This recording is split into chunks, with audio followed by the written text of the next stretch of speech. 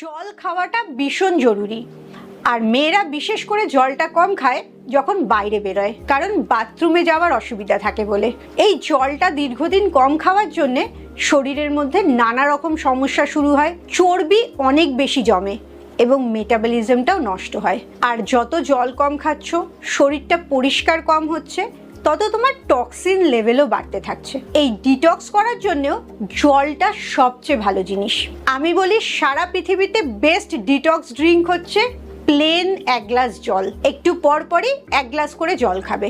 একবারে অনেকটা জল খেয়ে নেবে না, সারাদিন ধরে অল্প অল্প করে জল খেতে থাকবে, যাতে তোমার শরীরে জলের চাহিদাটা মিটতে পারে। শুধু প্লেন জলই না, যে ফল বা সবজিগুলোতে জল বেশি থাকে সেগুলো বারবার খেতে পারো। যেমন তরমুজটা, লেবুটা, এগুলোতে অনেক পরিমাণে জল আছে। আবার সবজির মধ্যেও ঝিঙে, লাউ, শসা, টমেটো, এই ধরনের সবজিতে অনেক জল থাকে। এই সবজি বা ফলগুলোও যদি তুমি খাও, তাহলেও তোমার জলের ঘাটতিটা অনেকটা কমে যায়। তোমার টার্গেট হচ্ছে শরীরটাকে যথেষ্ট পরিমাণে জল দেওয়া।